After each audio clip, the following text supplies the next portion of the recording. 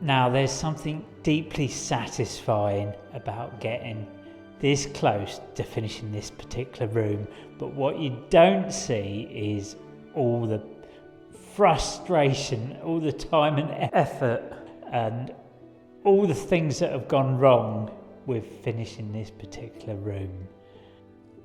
Plaster wainscoting in normal homes was a simple, practical solution. It was for insulating, it was for damp proofing, and it was basically a practical solution for things like that. But the process was basically hijacked by the more wealthy clients, like chateaus, for instance, and they used very decorative panels, raised panels, elegant mouldings and things like that, and that was to really raise the status of a room and make it very elegant, so to speak. And they really took their time on it, a bit like what I'm trying to do at the moment with the laser line and my pencils.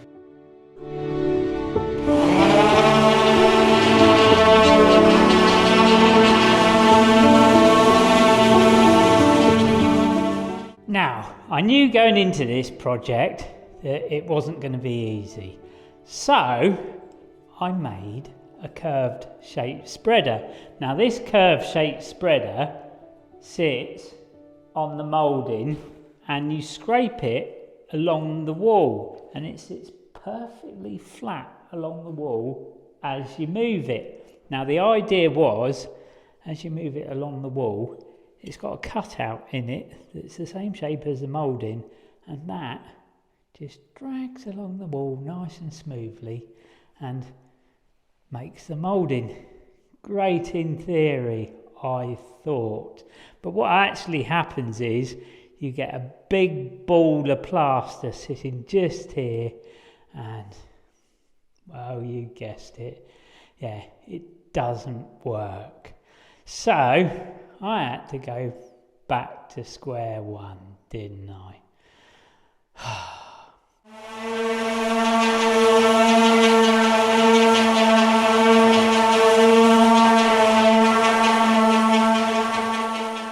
Right since the very start, our objective was not just to copy, but to exactly replicate these 3-panelled doors that we've got throughout our 150-year-old farmhouse. And that is why I went back to basics and I got some of these cheap Japanese steel scrapers, and I cut the profile to match that of the doors. And everything was going really, really well.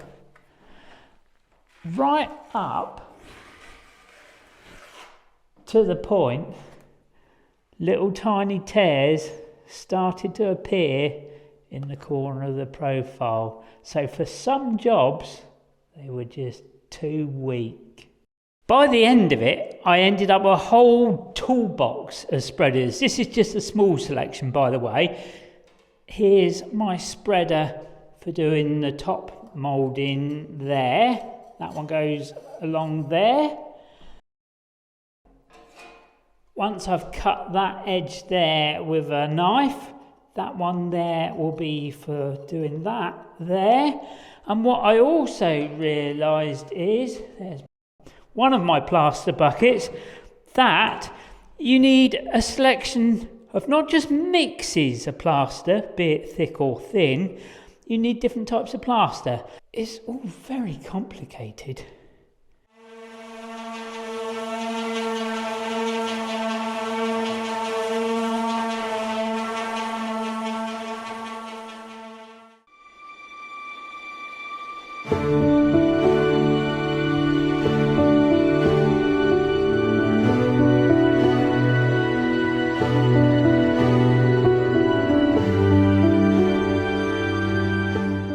What a lot of people don't talk about with plaster wainscoting is one of the most important factors, and that is patience, and you're going to need a lot of it. That section of wall there is nice and white, it's dry, and it's pretty close to being finished. And again, with a section of wall next door, I can probably have that finished in a couple of hours. But as we move around the room, that section of wall over there, it's a bit yellow, and this section of wall here, not so good. And the section of wall in the corner, that's a definite orange colour, and that's because it's only been on there 3 or 4 days, and I'm probably going to have to leave that another 2 to 3 weeks before I work on it. And if I chip any of the plaster during the final process, well, I'm going to have to go back to the start again and wait another couple of weeks again. So yeah, you can see the problem, and I think it's fair to say that I've been suffering from what they call renovation fatigue, restoration burnout, call it what you like, but yeah. When I said I was suffering from renovation fatigue, I'm actually suffering from renovation avoidance, because the next project we got is absolutely colossal. It is massive. Yeah. And let me just quickly run through it. Let's start with one of the, maybe not the first job, but one of the major. Well, what we need to do is we need to repoint the side of the house and then make the outside bread oven into an inside downstairs toilet. Yeah. But there's a lot involved with that. Because going with it is electrics, there is water, but one of the really huge parts of it is to get a toilet running, you need sewerage. And our septic tank was put in the 1960s or possibly before, and it needs desperately replacing. And the septic tank hopefully will go in our front garden, which is behind us, where about here Mandy is currently standing. And obviously that's going to require big heavy machinery or shovels, or well, possibly not shovels, because whenever you stick a shovel in the region we're in, you're going to hit granite, bedrock. Yeah, huge chunks of bedrock. Yeah. So obviously, we're going to probably have to rely on local farmers to come around with their huge mechanical diggers and dig massive holes. So we've got to talk to the authorities and ask where we can put in a fosse. Where and what we can put in, yeah. Yeah. So that's one thing. That's one thing we got to do. And behind us, if we look round, that is the side of the house. And it needs repointing. And there's a problem with that. It's currently too tall for the scaffolding we got. The scaffolding is on a bit of a slope, and there's nowhere to really secure the scaffolding. And there's a bit of a sort of drop where the scaffolding could fall into, and there's a bread oven in the way of where the scaffolding wants to stand. Yeah. So you can see the problems we're currently facing with the scaffolding. So yeah, we've got to work all these things out, basically. But anyway, yeah. There's a chimney up there that we don't use. There's a chimney up there we don't use. It's leaning and falling over. There's another chimney up there that needs repointing because it's about to fall over. The soffit boards will need replacing because they're all rotten. Bees, birds, lizards, you name it. Critters, rats, mice, all seem to find their way through the wall into the house. So Well, there are some big holes, let's there are face it. some huge big holes. Some of them have been plugged up with socks and stuff. But anyway, let's move on. So, if we move along. So, I love the way you walk backwards. yeah.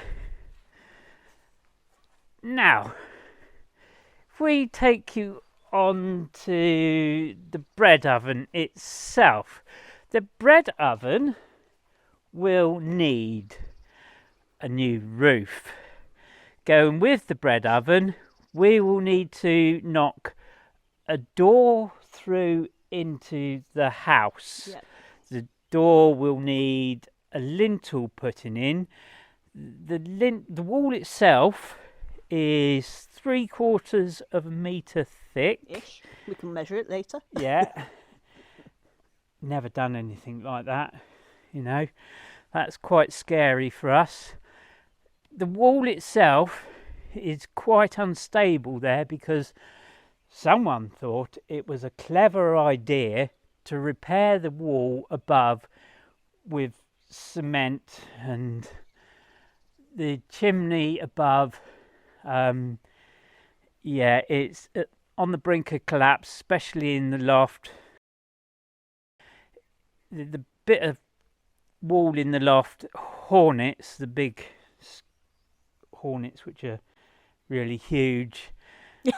I really don't like going in that particular part of the loft because it's Wasps on steroids. Yeah, wasps on steroids, put it that way. They just hover around your head at the moment. Yeah, it's quite dangerous in the loft at that point at the moment. So that whole part of the wall needs chipping out and repairing. So that's not a clever part of the wall at the moment. So to put a lintel in there is... They'll be fine. What could possibly go wrong? What could possibly go wrong with putting a lintel in that dangerous part of the wall at the moment? Not... Anyway, let's worry about that bit later, shall we? Anyway, the floor of the bread oven will need cementing, underpinning. Around the bread oven we've got to dig a big trench, a French drain. Or a drain over here. Or a drain over here, and a retaining wall just up the garden. And the dump in the bread oven. Yeah. We move a little bit further along. There is a well, ancient well, somewhere about here. When the digger is digging around here, obviously we don't want the digger in the well, because that would be a very bad thing, wouldn't it? Yeah, and there's also a pipe that runs from the spring through the garden to the barn opposite for the cattle, and nobody knows where it is. So no one knows where this pipe is. We don't want to dig that up either. Yeah, that would also be a very bad thing because we're liable for that, and it would cost a lot of money to repair that, a very lot of money.